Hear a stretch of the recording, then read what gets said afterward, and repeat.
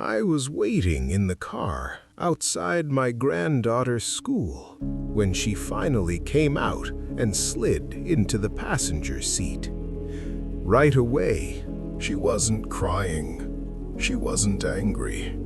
She was quiet in a way that felt heavier than either. Like the spark inside her had dimmed, not burned out. She's 15. That age when the world starts asking questions before you've learned how to answer them. I asked how her day went, and she shrugged. I asked if something had happened, and she said no.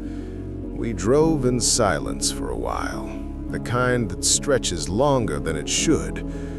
Then she spoke, staring straight ahead, almost as if she didn't want me to see her face. "Grandpa," she said, "does it ever feel like nothing you do actually matters? I'm 87 years old. I've lived through times when the world felt like it was falling apart, and times when it promised it never would again. I've made mistakes I still think about. I've lost people I thought I couldn't live without. And that one sentence from a teenager caught me completely off guard. Because I've asked that same question, not once and not twice, but across different chapters of my life, when things failed, when plans fell apart, and when effort didn't seem to add up to meaning. The difference is that she's standing at the beginning, wondering if her future will count for anything, while I'm standing near the end, finally understanding what actually did. We're taught to believe that mattering means being visible, being successful, being remembered by large numbers of people. We chase proof through likes, titles, and milestones, thinking that's how significance is measured. And when we don't see those signs, we start to wonder if we're falling behind. But after nearly 9 decades, I've learned something most people don't realize until it's too late. The things that truly shape lives rarely feel important when they're happening. They look ordinary, they pass quietly, and you don't recognize their weight until years later.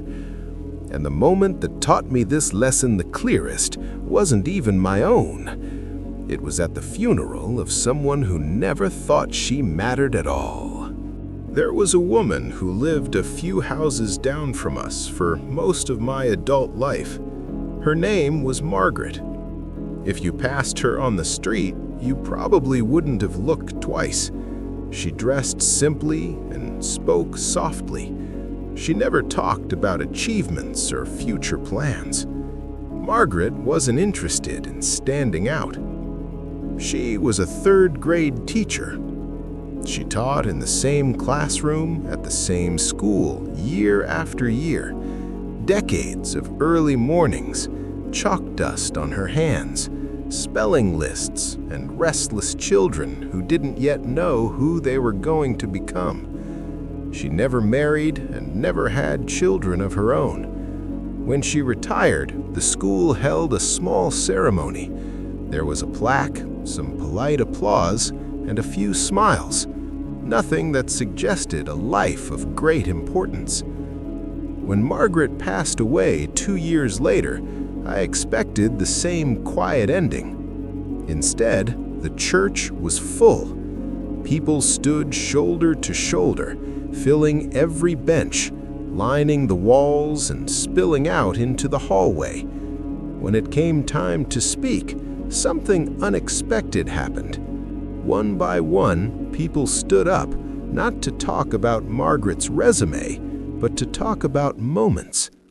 A man in a suit said she was the first adult who made him believe he was intelligent. A woman, holding back tears, said Margaret stayed after school with her every day until she learned to read.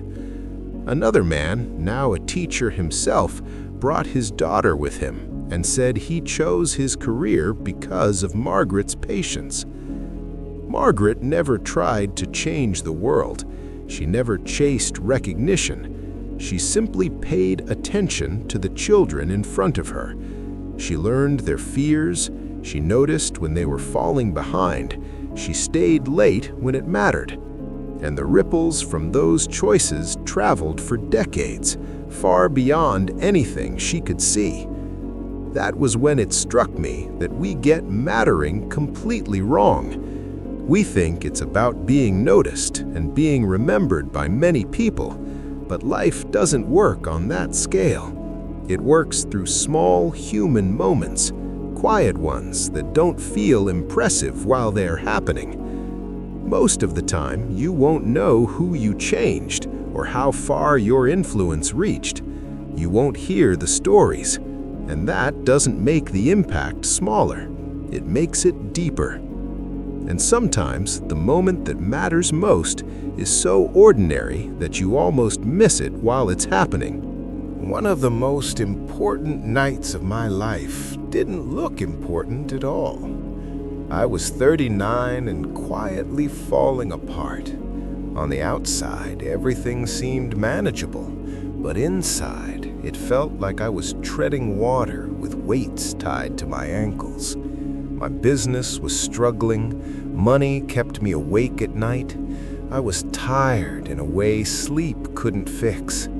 I had started making small compromises, nothing dramatic, just enough to dull the edges of the stress. That night, I sat in my car outside a bar, staring at the door longer than I care to admit. Before I could decide what to do, someone knocked on my window. His name was Tom. We barely knew each other, just a few casual conversations here and there, nothing that suggested he knew what was going on in my head. He didn't ask questions, he didn't comment on where I was parked, he simply said he was heading out for coffee and asked if I wanted to join him. That was it. We sat in a diner for a couple of hours. We didn't talk about my problems. He didn't offer advice or try to fix anything. We talked about ordinary things, his kids, a book he was reading, memories from years earlier. Somewhere in that simple, unremarkable conversation, the tension inside me eased. I didn't go into that bar. I went home. I don't remember every word we said, but I remember how I felt afterward. Lighter, steadier, more capable of making it through the night. That small choice changed the direction of my evening, and possibly much more than that. Tom probably forgot about it by the next day. I never did. That's the truth about mattering. It's rarely dramatic, and it doesn't announce itself. You don't receive confirmation that something you did made a difference. Often, the moments that save us arrive quietly, disguised as casual kindness, shared silence, or simple presence. You walk away thinking it was nothing, and years later, you realize it was everything. And once you start noticing this pattern, you begin to see it everywhere, even in the quiet habits of the people you love most. As I've grown older, I've come to realize that most of what we chase when we're young slowly loses its shine. Status fades, achievements blur together. Even the moments we once thought defined us become small footnotes with time. What stays, what truly stays, are the ways we made people feel when they didn't expect to be seen. My wife understood this long before I did. She had a habit of writing letters, not emails, not messages, letters. She wrote to our children when they were away, to old friends she hadn't spoken to in years, to neighbors who crossed her mind. I used to tease her about it and tell her everyone had phones now. She would just smile and keep writing. After she passed, I found boxes filled with replies. People wrote about how her letters carried them through grief, loneliness, and fear. They talked about rereading them during hard nights when they felt alone. She wasn't trying to matter. She was simply reaching out, and somehow that mattered more than she ever knew. I think that's what we miss when we ask whether our lives mean anything. We usually measure the wrong things. We look for proof that we're important, influential, or exceptional. But meaning doesn't live there. It lives in consistency. It lives in patience. It lives in choosing kindness when no one is watching. A few weeks ago, I was at the grocery store, and the cashier looked exhausted. I asked how she was doing, and this time I meant it. She told me about caring for her sick mother while working double shifts. We spoke for only a few minutes. I told her she was doing something honorable. When I left, she thanked me twice. Will that moment change the world? No. Did it matter to her in that moment? I believe it did. So, here's what I would tell my granddaughter, and maybe you as well. Yes, what you do matters, not because it's impressive, but because it's real. Because someone would feel your absence if you weren't there.